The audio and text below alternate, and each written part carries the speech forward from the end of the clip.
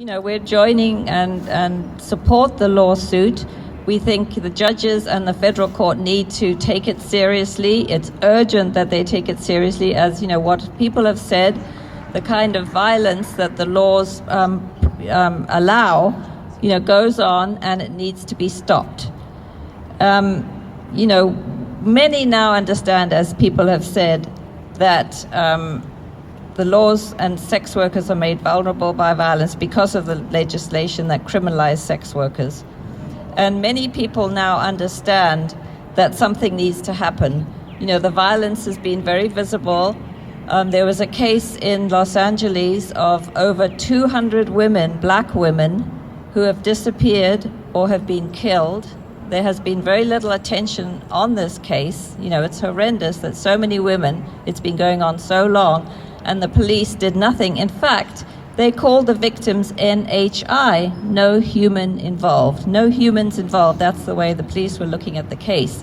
And it took organizing by the Black Coalition Fighting Back Serial Murders in LA, which is a community-based group of mainly family members of the women, the many women, some of them were mothers, that were killed, to get anybody to look at the case and to get publicity in the case, and for the police to start doing something. They finally caught somebody. He's been waiting trial for months and months, and nothing's happening in the court.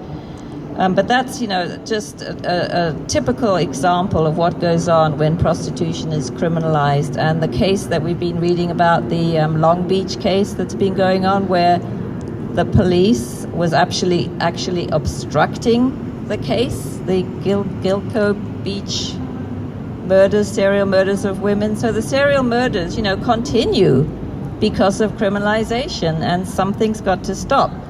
Starchild mentioned amnesty. That's a really big deal, that Amnesty has put forward a policy for decriminalization. That's great. And, part of it was based on the harm that the laws do. They made a whole case about the harm that the prostitution laws do. Decriminalization is on the agenda. We were recently in London, England. There was a symposium on decriminalization in the House of Commons in the UK, in Parliament.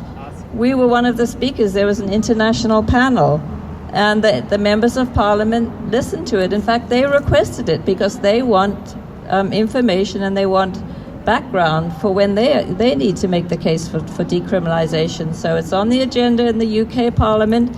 It's on the agenda in the Scottish Parliament. We went up to the Scottish Parliament.